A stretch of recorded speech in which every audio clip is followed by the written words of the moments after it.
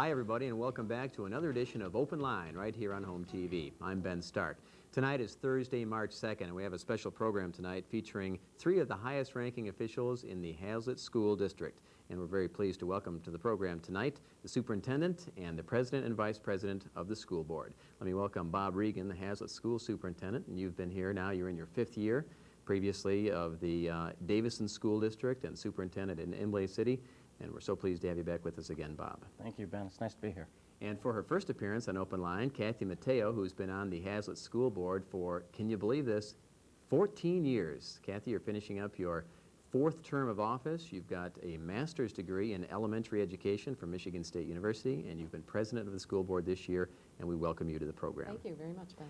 And Ron Nelson, who has been on the school board for 6 years after living in the area for 25 years since he got his degree from Michigan State University, and 10 years in Hazlet. Ron Nelson, Vice President of the Hazlet School Board. And Ron, welcome to the program. Thanks, Ben. It's good to be here. Tonight we have an opportunity to find out a lot about the Hazlet School District and what's going on in the schools these days, and we'll be inviting your phone calls tonight. You can call us at 349-1234. I'll remind all of our viewers tonight is Thursday, March 2nd, and it's just a few minutes past 7 o'clock p.m. So if your clock and your calendar match, then you can call us here tonight live with a question on Open Line.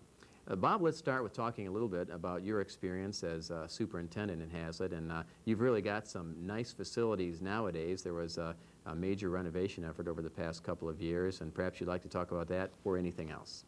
Okay. Well, certainly we have undergone some significant reconfiguration of our school buildings, and we're real proud of what we've accomplished, and we think it's serving the community very, very well. I guess the school issues are changing, but in many cases they're the same. We continue to be concerned about school curriculum. We continue to be concerned, of course, about school finance. We're very much involved in professional development, the training and retraining of our staffs. School community relations is probably more important than ever before, and that's really one of the reasons why we enjoy being on this show. I think it's critical that we spend a lot of time trying to listen to our community, understand what's on their minds, try to interpret their attitudes and opinions about their schools, and try to represent our constituents the very best we can. Perhaps the biggest issue that's burning right now, though, Ben, is school technology. This issue is certainly not an issue that Hazlet faces alone, but schools not only throughout the area and the state, but really throughout the country are wondering how can we afford to bring technology into our schools.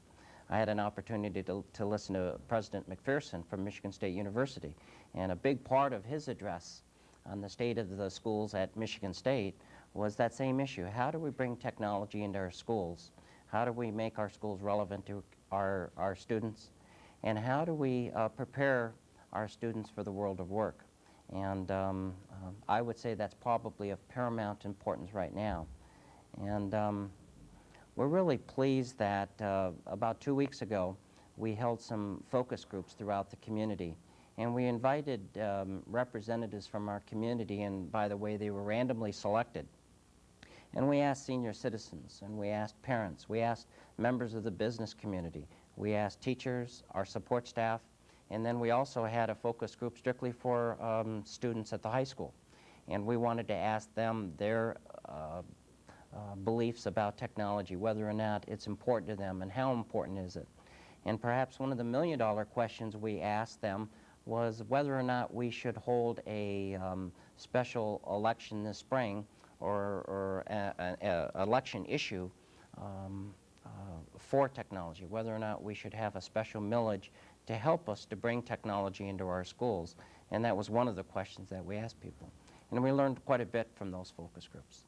Well, that's one of the more detailed processes that you go through as a school superintendent when you've got to make a decision like that and you bring everybody in. A very complicated process, but you want to make sure you make the right decision. And of course, technology was the big issue last September, and it was, I guess, a relatively close election, but that millage request did not pass. And so you're faced with the dilemma of not really having what you want for the kids in Hazlet, and yet the voters so far had their say on it. So we'll be talking about that a little bit more as we get into the program. But let's visit with Kathy right now. Kathy is president of the Hazlitt School Board and the senior member, the unofficial historian, member since 1981. What changes have you seen in the Hazlitt schools over the past decade and a half? There have been a lot of changes in 14 years. I taught before I actually was on the board, and so I have seen a lot of changes in education through those years. I think the pressure on the schools today is really increased a lot from previous years. We're really expected to do just about everything, and along with that comes resources that seem to dwindle, and it's real tough to keep up with the changes that are occurring. Change is happening very rapidly, and I think it puts a lot of pressure on school boards, on staff, administrators, on everyone, parents and students as well, and it's very hard to keep up with that sometimes. I remember when I first went on the board, mostly what we dealt with was budget, every now and then approving textbooks. That's completely changed. As a board member now, you need to really be up on the issues. You really need to know about education and keep yourself informed. It's a big challenge, much more challenging, I think, than it was when I first came on the board. Well, fortunately, you do know about education with a master's degree in elementary ed from MSU and 7 years experience in the field, and really that's got to help you out a lot as you've been on the school board the past 14 years. Well, it does, and it also has kept me in the field of education, which I love. I quit teaching when I had my third child and felt real badly that I felt that I was very torn, but being on the school board, I feel like I'm still in my field and find it very exciting and challenging all the time, and I really enjoy it. And technology is really different now from when you went to school and when you were Very teaching much. and over the 14 years, and again, we'll talk about that as our first major topic tonight. Ron, we welcome you back. I know you've been on the program, on some of our programs here in the past, and 6 years on the school board and working with the state of Michigan. And it hasn't been as long, obviously, as Kathy, but you're vice president this year. And how have you enjoyed being on the Hazlitt School Board?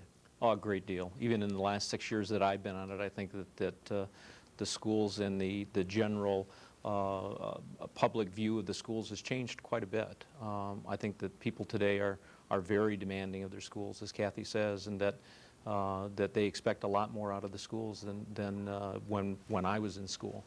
I think that people are very well informed, and I think the general population is probably better educated, and therefore they're demanding that their children also receive as high a quality education as they have and expect. And I think they do in Hazlitt, and I think that we're working very hard to continue to meet their expectations.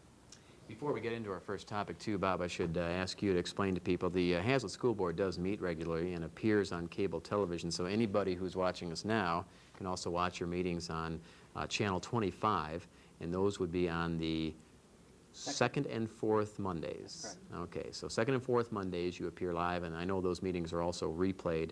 I think, fortunately for the three of you, these meetings normally only go an hour or two, isn't that right?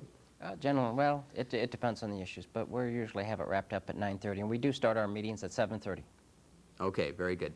Now, our first big topic tonight is the technology issue, and this is a question which was on the millage ballot last September and failed something like 60 to 40, or maybe it was 58-42, somewhere in that range. It wasn't a nail-biter, I remember that, but still there were substantial votes on both sides.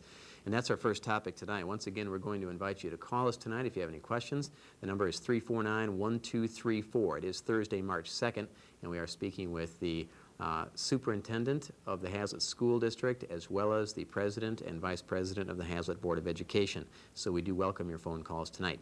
Now let's talk about technology, and I'm sure that it was a bit of a letdown for all three of you last September when the millage failed. As I recall, it was a decent turnout. It may have been a little bit higher than average, and yet, again, it wasn't really what we would think of as a nail-biter in election history, and yet more than 40% of the people, somewhere maybe 45%. Yeah, we had over 2,000 people vote, and we lost by about 300 votes. And there's a lot of work. Yeah, there's a lot of work that goes into preparing for that sort of a millage. Right. You certainly don't just throw those out on the spur of the moment or without a great deal of thought. But what's happened since then is you've re-examined the issue. And Bob, you're going to be addressing this at the March 13th meeting of the Hazlet School Board in terms of your official recommendation whether to go for another millage. Now, it's complicated. The school finance reform out of the state legislature last year and past couple of years in the works has created some windows of opportunity, but there's also deadlines, and I know you'll explain it in a moment. But in general tonight, if you have any opinion on this subject, whether the Hazlet School Board should go for another technology millage, we'd like to hear your opinions as well. So questions would be fine, comments would be fine tonight on Open Line. Bob, what do you think you're going to do? Well, when we asked our community several questions regarding to technology, we learned first of all that whether you were a senior citizen, whether or not you were a high school student, whether or not you own a business in the community, a parent, non-parent, whatever, everybody said that technology is very, very important. And perhaps one of the strongest groups was our business community. They really couldn't imagine running an efficient school system without using technology. And so it doesn't seem to be a question whether or not we bring technologies in our schools. We must do that. We asked them some questions why the community felt we lost this last election. And you referred to Proposal A. Many people said that it was too close to the Proposal A. People saw their property taxes go down.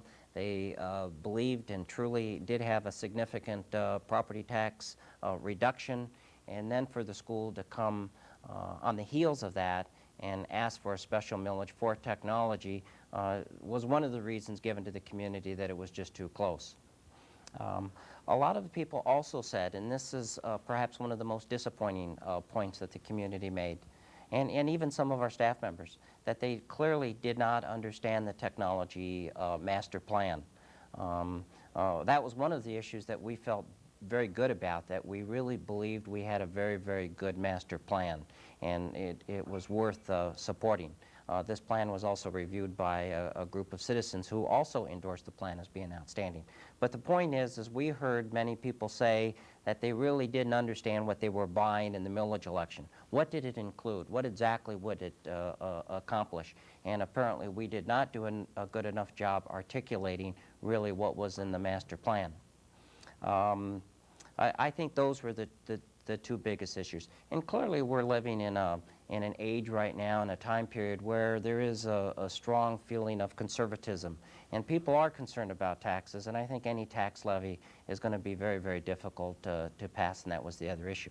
When we asked the people the million-dollar question, perhaps, whether or not they believe we should go for another try, should we ask the community to reconsider, a millage issue for technology, basically said they did not believe the timing was right. Basically for the same reasons I just discussed, that those issues are still there. And perhaps the business community said it best. They said that if the schools really believe that technology is very, very important, then they should buy the technology that the kids need and deserve. The question whether or not we should have additional millage for it was one that probably they rejected. They said that within your $15 million budget, you need to make tough decisions, just like the businesses do.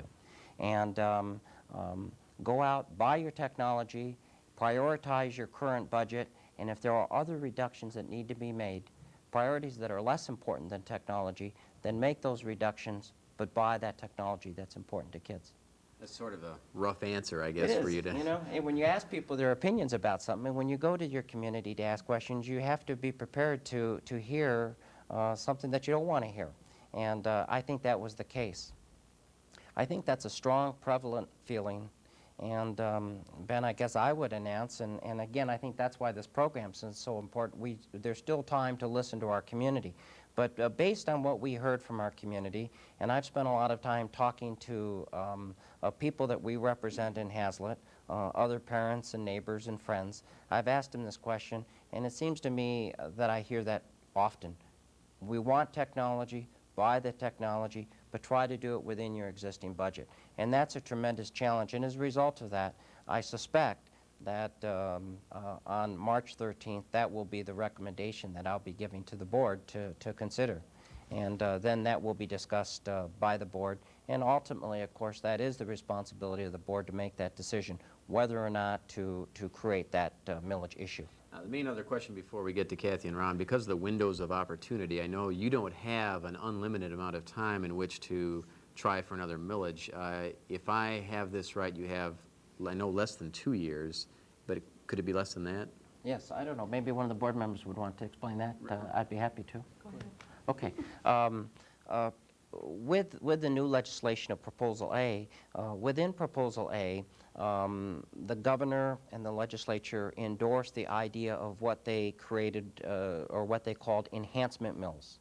They said for a 3-year period, there was an opportunity where school districts could levy an additional 3 mills, and we would call that enhancement millage.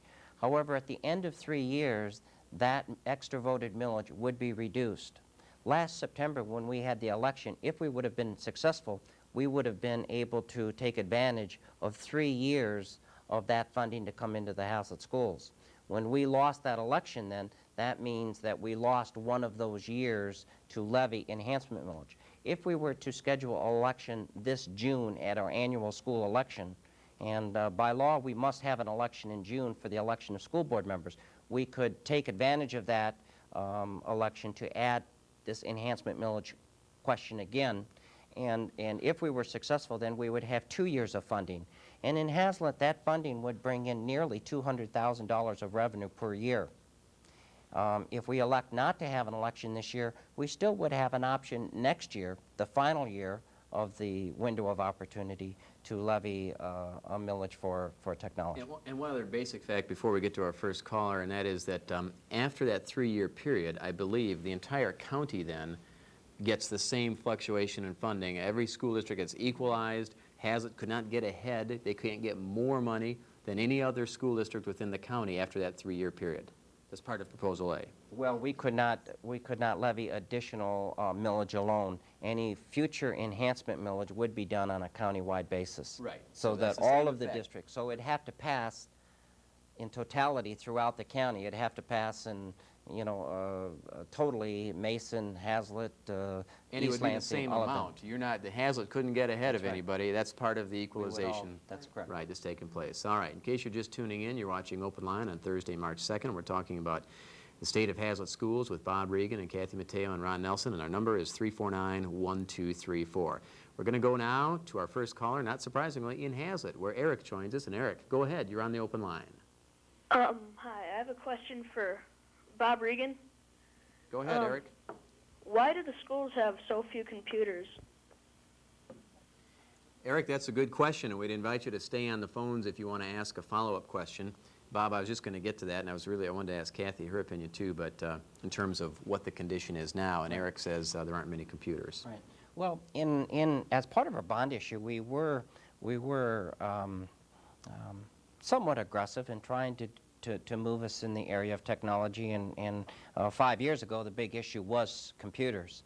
And as part of the bond issue, we were able to purchase enough computers to create a computer lab where there's anywhere from 15 to 20 computers in a lab at each of our elementary schools. We also have a lab with about 25 computers at our middle school and another lab at our high school. I believe our ratio, Eric, is about 1 computer for every 14 students. How does that compare to, is there some standard yet for? Well, in our technology plan, our ultimate goal after the 3 years or actually it was a 5-year plan, at the end of 5 years we were hoping to get close to 1 computer for every 3 or 4 students. That's pretty ambitious. Yeah. The important part of technology is for students to have access to it and be able to get on it when it's needed, when they're doing research and when they're probing for information. So I think, Eric, are you a student at Hazlet? Yes, I am. You are. Okay. Well, I think there's a testimony perhaps that we do need more computers and students need to have access to that. The other question before we lose Eric, I would like to ask to get at, if you take that hard business approach and say, buy what you need and cut some other things. We sort of need to know what might be cut, and I know we don't want to get into that, you know, scare. It's not a scare tactic per se, but that would be the other side to that question. Right. But I would then want to ask Eric if he, Eric, did you say a middle school student? No, I'm in elementary. Okay, and do you know how to use a computer? Yeah, I do. Mm-hmm. Do you get to use one at school very much? About twice a week. Mm-hmm. And this is hard for me, and this is where I wanted to get Kathy's perspective too. I didn't use a computer at all when I went to school. It's a different world now. Well, this is an example of the change that we're talking about that happened so quickly. When we planned our bond issue 6 years ago, we started actually planning it 6 or 7 years ago. We felt very good about what we were doing in terms of technology. The media centers and having computers and the lab, the computer labs that we were putting into that bond issue. It took us 3 years to complete that bond issue, and we really couldn't do any more in as far as the bond issue itself in terms of technology. We had too many other needs at the time. So quickly, in 5 years, the demand is so much greater now than we had even then. And it's amazing to me that what we thought was really good 5 years ago is almost Mediocre or less. exactly. And Eric is, you know, a prime example of what's happening. The demand is just tremendous. And Eric, could you tell us, you work about twice a week on a computer for how long? About 45 minutes or so. So less than an hour. And then everybody else in the class gets about the same time, probably? Yeah, sometimes we have to share computers. Yeah. Eric, one of our goals in the technology plan, and maybe Ron can talk about it more, but we're hoping to try to get 2 computers in every elementary classroom. And with a computer in that classroom, those computers would be connected to their media center. So if they wanted information in the library, they could get on their computer and pull that information right out of the library without having to go down there. Or if Eric wanted to get some information out of our high school library, he could do the same thing. And if Eric was real aggressive and wanted to get on internet or America Online or get into the Michigan State Library, he would access that too. There's just too much information out there now for teachers to give to students. Students have to be, you know, self-directed and be able to get on the computers and access that kind of information that they need at that time. Eric, do you have another question or comment for us tonight on the program? No. Okay, well, we sure appreciate your call tonight. Thanks very much. Thank you, Eric. It's about 23 minutes past 7 o'clock on Thursday, March 2nd. If you have any questions or comments here for 3 representatives from the Hazlet School District, Bob Regan and Kathy Mateo and Ron Nelson, feel free to give us a call tonight. And for just a moment now, let's take a look ahead at some other programs coming up in the next few weeks on Open Line. 2 weeks from tonight, Tom Foster will be with us, and Tom is a recently elected member of the Ingham County Board of Commissioners, incidentally representing the 11th District, which includes parts of Hazlet. And then a week later, Pat Lindeman, the Ingham County Drain Commissioner, will be with us to talk about issues affecting his office. And then the big Lake Lansing show is coming up on Thursday, March 30th. We'll have 5 panelists, including Pat Lindeman, including Tom Wilbur, the chair of the County Commission, and including Kimberly Colgate, who is the president of the Lake Lansing Neighborhood Association. Those are all programs which are coming up the next few Thursdays on Open Line right here on Home TV. Now, turning back, and technology was only one of the things we wanted to talk about, but before we move off it, Ron, I wanted to ask you, because you're actually holding right there the technology plan itself. Yeah, I have a copy of the technology plan. Kathy also brought hers tonight. And let me just take a minute to go through a few of the items that are covered in the technology plan. It's a 5-year plan, and it covers a wide range of things for all the schools, including adult education.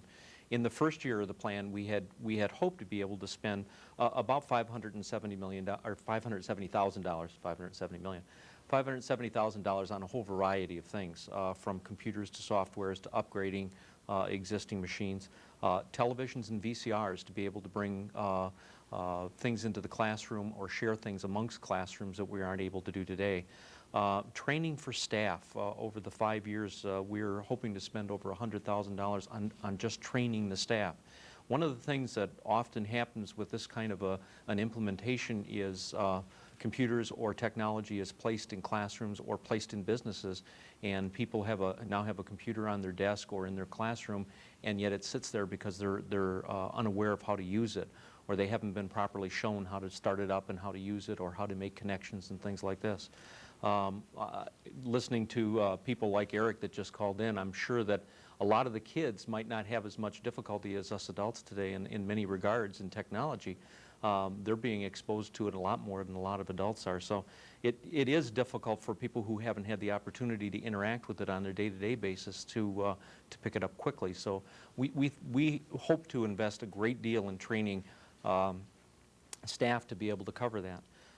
Bob spoke briefly about being able to connect to, in an elementary school, to a library media center. It's our intention eventually to have all of the schools hooked together. In addition to that, to have them hooked to the Ingham Intermediate School District and thereby the internet. The use of a computer system for sharing of data between schools for kids to be able to get at a library, not only in their own school, but in resources that are in other schools. CD-ROMs for other schools so that we can share an individual CD-ROM amongst many schools, therefore limiting the cost in what we have to buy. In addition to that, there's a business application here. We're a business of educating children, and communications amongst the staff is important. So that interconnection between schools would also cover administrative responsibilities, electronic mail between the schools, and those kind of things. That's the first year. The second and other years on out are much the same thing. They're incremental steps in ultimately being able to implement multiple computers in a classroom, as Bob says, ultimately getting down to the 1-to-3, 1-to-4 ratio in students, so that somebody like Eric, for example, wouldn't have to trek down the hall to a computer lab to be able to sit for 45 minutes to have time on a computer, but would, if he needs to, walk over to the computer in his classroom and access what he needs to be able to get an assignment done that he's working on, or to assist him in a math problem, or to assist him in looking up something in an encyclopedia rather than having to go to a library or someplace else. So it's an incremental 5-year step. The plan also includes, though, and it's very important to know this, that it's not just a layout of computer hardware and software. It does include a very strong component on curriculum.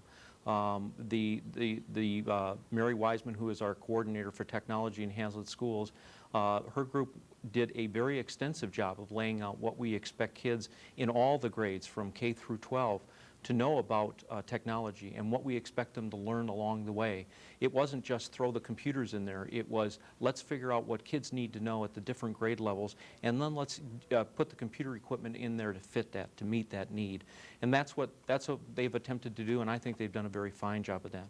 In addition, they've laid out plans that we needed to cover the media centers. Libraries today are just not libraries like they used to be, it's needless to say. Books are very important, and they always will be. But the availability of information is a very strong component, and our media centers were also included in part of the upgrading process to be able to meet that need. Kathy, I still have an in-depth question for you, but we're going to have to head to our next caller now as we're coming up to the halfway point on tonight's program, Thursday, March 2nd, Open Line, talking about Hazlitt Schools. And now we'll head out to East Lansing, where Judy joins us. And Judy, go ahead. You're on the Open Line. Yeah, as an up-and-coming teacher from Michigan State University, this program sounded really exciting, and I was just wondering what kind of training this was going to lead for up-and-coming teachers, and what kind of pressure. I mean, it's very exciting, but I was just wondering what kind of pressure this is going to put on the teachers for computer knowledge and training. And Judy, you're a student at MSU then right now? Yeah. Okay. And I'd invite you to hang on the phone if you'd like to ask a follow-up question. Okay. I'm not sure who wants to take this. Bob? I'd be happy to give some comments on that. Judy, I think the issue of technology as it reflects on our staff is probably the same kind of reaction that other workers in other industries have. Technology and the use of computers can be intimidating. Obviously, it's something that we need to learn. We have made some real strides in Hazlitt in our curriculum development. We've undergone a massive change in how we're handling our language arts program, teaching reading at the elementary schools and speaking and writing. And so our teachers have gone through some extensive training in that area. They've also gone through some massive changes with our science curriculum. We've implemented a new science curriculum. This year we've implemented a new math curriculum. And this has been stressful on our teachers, and they've had to dedicate themselves to a lot of time outside the regular classroom to stay abreast of these new ways of teaching and the new information that we're teaching. And I think we've been pretty successful in those areas. And yet, now we're coming in with new technology, and we expect that our teachers be trained in this area as well and incorporate this into our curriculum. And so, Judy, if you're going into education, I certainly hope that Michigan State and Central Michigan and Wayne State and the other teacher training schools are training our teachers so that when you come into the classroom to begin your teaching, that you are well prepared in the area of technology. If you come into the Hazlitt schools and you're not trained, then certainly it's our responsibility to provide you with the kind of training that you need so that you can be successful in this area as well. Now, Bob, your answer sort of leads me into my question for Judy. Judy, you're a student at MSU and majoring in education. Yeah. Or you actually have to pick a different major, but you're going to be getting your teacher certification at some point. Yeah. What are they teaching you at MSU about the type of technology you'll be able to use as a teacher in the future? Well, as of right now, there's no computer or technological classes required for education, but right now I'm majoring in French, and we are using computers such as like the internet during our classes, but right now we have no requirements such as computers or anything like that. Well, Judy, I'd recommend that every opportunity you have to take an elective class, take some of these computer classes and other kinds of telecommunication programs so that you can become, abreast in this area, because it'll be very, very helpful when you open up our field. Okay, thanks a lot. Okay, and thank you very much for the phone call tonight, Judy. Sure.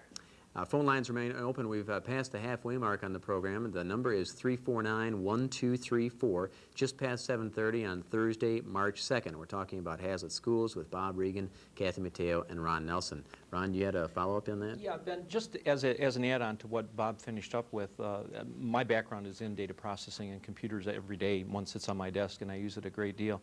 I think the thing that's important for somebody like Judy to know is really the general operation and the capabilities of what computers can do, not necessarily any specific piece of software, because that's changing so rapidly. As she gets out of school or as she gets into a new job, the capabilities of computers, having a background in that, will allow her to be able to be aware of what's out there, be aware of or be able to then judge potential software that she could be using in her particular classroom or her program, so that she could make the best use of it. But learning something specific today in 2 years probably will be out of date. So it's the general knowledge. It's an understanding of how the computers work and how they can benefit a teacher in general. And then as time goes on and she's able to be in a classroom and have assistance from a technology coordinator, being able to pick up something specific to her needs at that time and be able to use it. So. All right, now Kathy, I want to turn this to you as president of the school board. Bob, as superintendent, is saying that he's probably going to suggest not to go for another try at the technology millage in June or maybe ever, and that would mean no chance to get this enhancement funding during the window of opportunity. On the other hand, as the school board, you can do whatever you choose, and as the president, I'm going to ask you, sort of press the button on you right now, and ask you what you think you'll probably do. Oh boy, that's a good question. I think what we're going to need to do, obviously, for next year is, if we do indeed decide not to go for another millage election, which, I have to say that isn't carved in stone at this point. We still need to have a meeting March 13th, have a discussion among the rest of the board, and talk about the pros and cons of going for another millage in June. I personally, I can speak only for myself, I really feel after looking at the focus groups and what came out of those that it probably is not a good time to do it again. And so that does put us in a real precarious position to find that money. I think there's several things we can do. I think one thing we might try doing is looking toward the grant kind of situation. If there are grants out there that we might be able to tap into.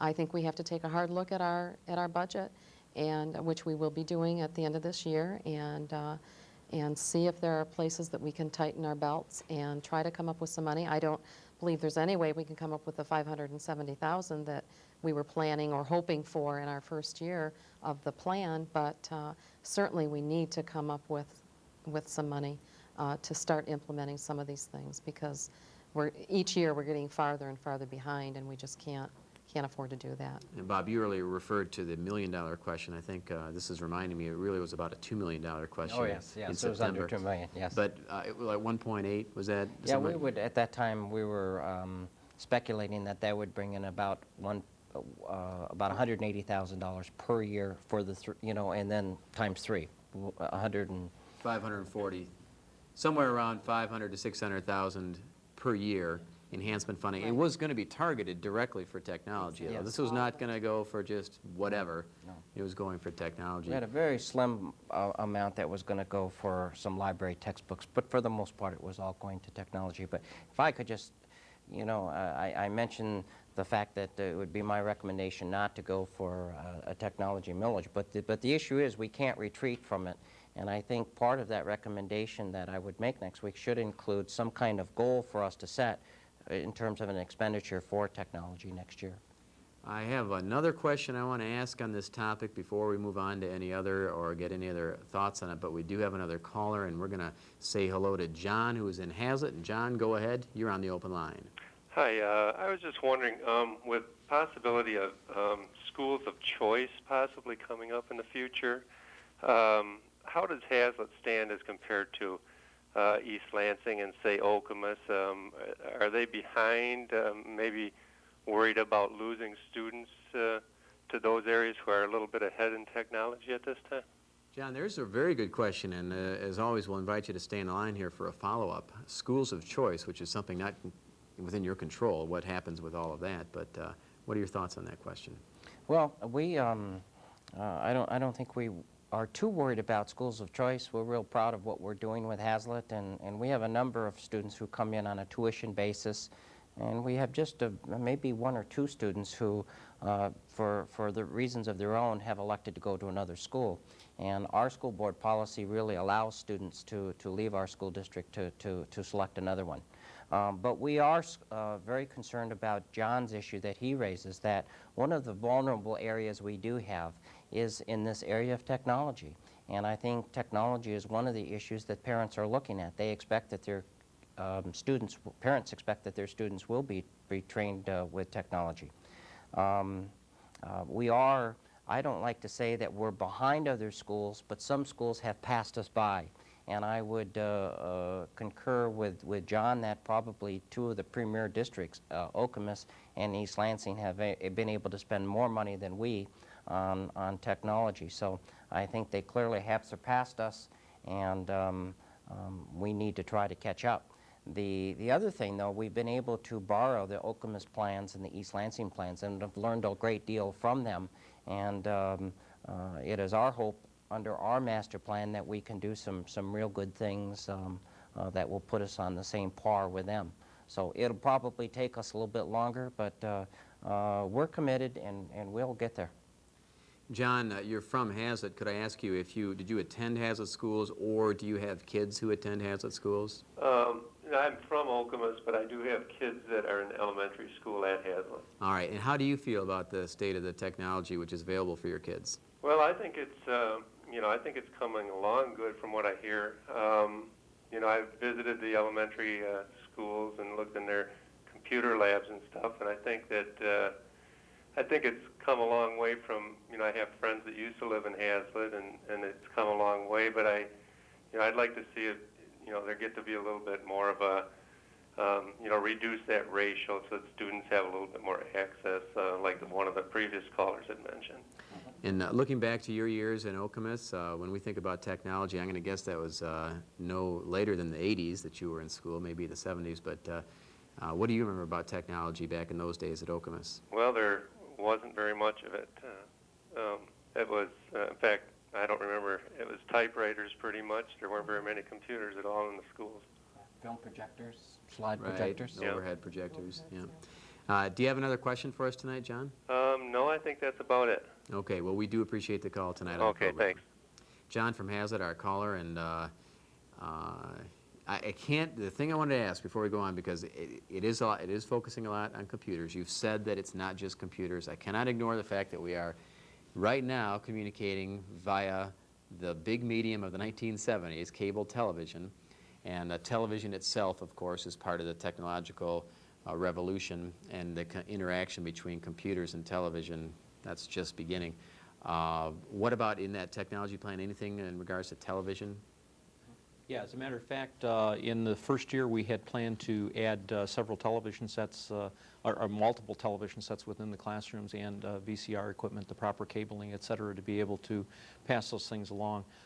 There's a lot of educational programs now that are available to schools to be able to assist teachers in the classroom and covering topics. So technology, you have to understand that while at the moment a big part of our focus is on computers because that's the newer part of technology, there's a lot of different aspects to technology. Not only this media, we have a school newspaper that we find for the journalism, which is also encompassing technology, and other things. So there's various aspects of technology. Computers, I think, are being focused on at this time primarily as more of a catch-up type thing because that technology is moving so rapidly. I think you mentioned the ratio 14-1, was that right, for computers? And then, Ron, you mentioned TVs in the classrooms. Do all the classrooms, for example, in the high school have a TV in them? No, not at this time. Not every third one has a TV? When we talk of it, rather call it a monitor. I don't want Sure, it's a people to monitor. think Yeah, that no, we're you're not going watching the to Flintstones watch and TV, but we need monitors in our classroom too. To be able to access videotape. That's right. Information on video. But Right. the current ratio is about, what, every third classroom, you think? Or That have monitors in them? No, I would suggest that maybe there are 3 or 4 monitors in a building that are carted around as Right. the need exists. Yeah, okay. And there More are at the high school. cable programs nonstop, all day long, for teachers to tap into for their students to enhance the curriculum. So, and currently we just can't use them. No, not it is, not as much as Not as easily, that's right. Exactly. Certainly can't have every classroom at once using one if you don't have Exactly, that many right. TVs. And cable is important because I think that's going to be the way that we get linked with Michigan State, Lansing Community College, and our constituent public schools around us. We are expecting that the cable station will come through and give us that connection we need, and it'll be much, much cheaper than what we envisioned 2 or 3 years ago. We have several other topics on our list. Before we move to any of the other major topics, any final comments on the technology situation? Just one final comment, I guess, Ben, on the last questions of schools of choice, and Bob brought this up earlier. It's very important to understand that while schools of choice will bring some heat to bear on schools to compete, et cetera, we think it's very important, and we've invested a great deal of time in determining what we think we really need to teach our kids as far as technology is concerned. And we're really committed to doing that regardless of issues like schools of choice or, unfortunately, even at this point, funding. We're going to attempt to do everything we can to meet that need because we think it's important for our kids. It's their education, and that's the number one goal we have, is to make sure that our kids are as well prepared as anybody once they leave school. Very good. Bob? In terms of technology, maybe to wrap this issue up, and that is if people would like a copy of that plan, if they would contact me at the office, we'd be happy to get them a plan so they can look at it and critique it. Also, if people wish to talk about this technology issue further, we certainly would welcome an invitation to do that. And this would be the time we'd give the phone number. It's 339-8242 for Hazlet Schools. That's your office. And, of course, anybody could call that number and get any other number they might need. And we welcome people to come in, and as John indicated, he has been in the local elementary school and seen the kids work on technology. We think one of the failures that we've made is we've not brought people into our schools to actually see the kinds of things that kids can do in our computer labs and with other kinds of technology. So the best advertising we can do is to invite people into the schools and see what's going on. As we get ready for our last 15 minutes of tonight's program, let's take a look ahead again at the programs coming up during the next few weeks on Open Line. If you weren't watching earlier, we'll mention that March 16th, a couple of weeks from tonight, Tom Foster will come from the Ingham County Board of Commissioners, the 11th District Representative. And then the next 2 weeks, Pat Lindeman will be on the 23rd, his own show, talking about the Drain Commissioner's Office. And then 1 week later, we'll talk specifically about the Lake Lansing Water Quality Project. That's on March 30th with a panel of people who are involved with that discussion. Now, we've got still 15 minutes left to discuss here, and let's spend a little time on curriculum improvements. This is something, and I guess I'd like to ask you, Kathy, because outside of the administrators it has, you may be one of the highest educated with a master's degree in elementary education. And what's on the horizon for curriculum developments? Well, Bob had mentioned earlier, mentioned a little bit about our curriculum review that we have done in the past several years, starting with language arts, and we've done math and science. I think what's changed in terms of our curriculum review is it's become more of a process rather than something that we do once and then we put it on a shelf and forget about it for 5 years.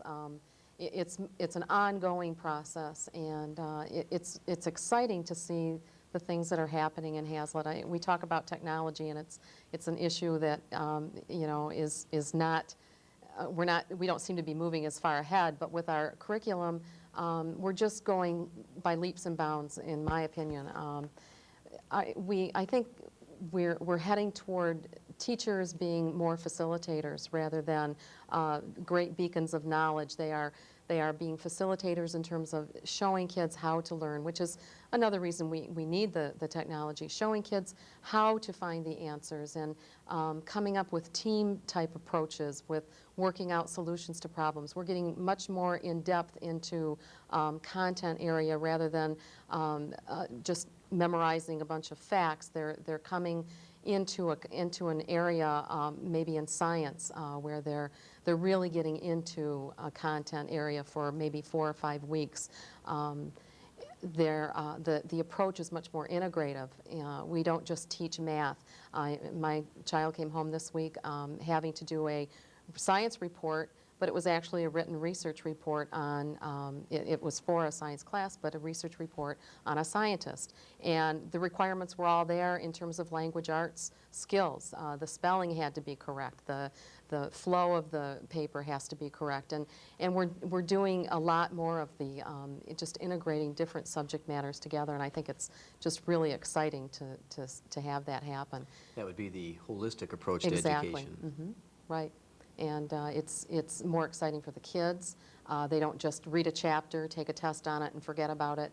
And I see the change in my own children, and it's exciting to see our staff very willing and wanting to meet these challenges, because it is a whole new approach to teaching.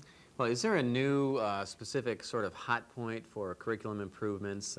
As the eras go by, it's always one thing or another, and some of them come and go as far as the particular aspects of curriculum which draw a lot of attention.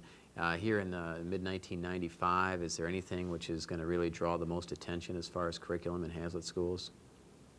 Well, we've already discussed technology, obviously, and there is a big curriculum component to that. But as Catherine mentioned early on, one of the things that Hazlitt did several years ago was to make the decision that we weren't going to just let curriculum sit for a while. So curriculum, in our sense, is a constantly growing thing. We're constantly looking at all the different subject areas and on a rotating basis, a circular basis, so to speak, so that as something new comes up into an area of curriculum and we implement, for example, a math curriculum or a science curriculum, it doesn't just stop there. We continue the development on an ongoing basis so that as new things occur are presented to us that we should be giving to our kids. Those kinds of things are taken into consideration by this group of people who are forever working on those kind of things. So it's not just let's deal with mathematics this year and then we'll worry about that in another 5 years. It's mathematics as we go along, and if somebody comes up with new things as we're going along, we can modify that curriculum to fit those things. And that's the way it used to be. It used to be more like settle it and then leave it be for a while and then churn it up again 5 years later. I think a curriculum study really, in the past, resulted in the purchase of textbooks. Yeah. And you'd spend a year looking for a textbook, you find your textbook, Right. and that would represent your curriculum change. That you have a more up-to-date textbooks. Yeah. And we're relying less on textbooks and more on hands-on approaches to education. Probably you talk about the new hot items. I don't know if this is hot, but it's a fact that we in Hazlet, and I think it's true in other school districts, really were ignoring science. And now we have really stressed that science, along with math and the other subjects, are important. So students now are spending more time with science, and I think that's important. One of the things that happens once in a while, people get caught up in the idea of, you know, the basics, the 3 R's, and obviously this includes science, but it's considered one of the hardcore curriculum type areas. And the focus on those, the emphasis, well, we've got to get back to those basics and forget those fringe type things. And usually fringe, that's music and art and phys ed and those types of things. But is that still sort of the way it's viewed? Do you anticipate that in the near future, that sort of response or perspective from the community? I don't, because I feel that we have not abandoned the basics. Just because you go to this kind of more of a holistic approach doesn't mean you forget about the basics, and we have not in Hazlet. You know, we believe that there are basic things that students must know, and we've stuck with that. So I don't see that as being an issue or a problem. I think there's been some concern by some citizens that by going and adding other things to curriculum, that we've been ignoring the basics. And I think that there's time for both. It's important that we cover the basic subjects, and we do spend a great deal of time and a great deal of concern in those areas. But a well-rounded student is one that's been exposed to as many things as we can along the line. While it's important to be able to read and do math, et cetera, certainly, it's also important, for example, for a student to have an interest in other cultures, to have an exposure to the arts, to be able to play a musical instrument, to have exposure to sports and be able to be involved where they're good at it. So it's a well-rounded student, and to restrict a student to one particular area because somebody may be doing not quite as good a job. We believe we're doing a good job in that area and are concentrating hard on it, but covering the other areas also, so that we end up with what we consider to be a well-educated child. And Kathy, tell us what role specifically you play as a board member and the rest of the school board in curriculum. Obviously, there's administrators who are involved, you know, responsible for that area. Do they bring their suggestions to you, and then do you have meetings outside of the school board, regular meetings, or how do you handle that? As far as the staff bringing curriculum to, basically what we have is a council that the board is part of, just as 1 or 2 board members are a part of the Hazlet Coordinating Council. And they do a lot of discussing about the curriculum. There are certain committees that are set up for particular subject matter areas, and then they present to us once they've done their research and come up with a plan. They will present to the board and give us an opportunity to ask questions, which we ask a lot of questions. And usually that occurs 2 or 3 or 4 times. We'll have maybe a quarterly update on how a particular committee is coming on a particular subject matter, and give us a chance to kind of get a feel for the direction they're heading in. And then ultimately they will come for approval for the curriculum. And just for the record, I want to make it real clear. You refer to the administrators. Teachers are the core of bringing curriculum to the board. Our teachers have worked very, very hard, and they really provide the leadership to create the best possible curriculum. Very good. And in our last few minutes here, we talking about the technology millage issues. We inevitably would have to slip into some discussion of school finance, but just to give sort of a new focus on that as we wrap up the program. It has been, what is it now? It's almost about 6 months since that technology millage, but it's about a year since that big Proposal A. And I notice you're still in operation. Proposal A to date has worked out very, very well, I think. And the reason Proposal A has worked out very well this year, and the predictions next year are quite good, is because we're living within a tremendous economy right now. And as we've converted to local property tax to sales tax, the fact is people are spending money and generating a great deal of tax dollars. And as a result, the promises made of Proposal A have been able to be kept. And next year, it looks like we're going to get a modest kind of increase. Hazlet will experience about a 3% increase next year, maybe 3.1, and we think that that's reasonable. Our concern, though, Ben, is in the future when the economy goes down, and that's when Proposal A will get its real test. And I think as school officials go, we're very pleased to hear that the governor and the legislature is concerned about that, and you've heard them talk about trying to keep some money in a rainy day fund so that when the bad times come, that extra money in the state coffers will help us get through some of those tough times. But at this time, our budget's doing pretty well. We've got some real tests. Bargaining issues with our school employees is always a big issue. That will resurface for us here in Hazlet this spring and probably in the summer. We know that the cost of the telephone bills and paper and textbooks and all those kinds of things will continue to rise, and so we need to be careful, and we have to ensure that our budget is respected and well maintained. Well, the other part of Proposal A, of course, that 3-year window, and at the end of that, no more chance for enhancement millage, and so at that point, schools will be equalized. But, you know, we spoke the last 2 weeks in this program with Dan Gustafson and Laura Baird from the state legislature, and they both, I believe, and more or less suggested that there is a lot of concern, at least on the part of some people in the state legislature, that there is a huge deficit coming up in terms of school funding. I mean, very, very big numbers. Now, this gets into complicated economic forecasting and well beyond my ability to comprehend, but I'm sure you must be pretty tight on that, Bob, and do you have a view on that? Well, there's, you know, the problems that we're confronted with is, again, the economy. If the economy goes down, then that property tax is volatile, not like property tax. You know, the property tax was pretty stable. I'm sorry, the sales tax is very volatile, and that's what's going to fund schools in the future, so that's a concern. And under Proposal A, we are restricted. We can't go off for millage again. And then there are some restrictions with Headley. Even during the greatest economy, when a tremendous amount of wealth comes into the state coffers, we can only collect so much tax, and if that exceeds the rate of inflation, then of course we've got to do something else, and that's what the legislature has dealt with in the last couple of weeks, and eventually that money is going to be given back to taxpayers. So another big issue for the schools is that we now are responsible for the school employees' retirement benefits. And we know because of health care and other issues, that obligation is also going to probably rise and exceed the rate of inflation, which is going to put other demands on the school budget. So school financing is always going to probably be an issue, and the key is, and I think the expectation of the community is that we have to do the best with what we have, and that's what we're going to commit ourselves to do. Well, it's about time to wrap things up for tonight, but I'd like to thank all of you for being with us. Ron Nelson, as Vice President of the Hazlet School Board, and you've been a school board member since 1989, we certainly appreciate your coming by here tonight for the program. Thanks for having me, Ben. I've enjoyed it.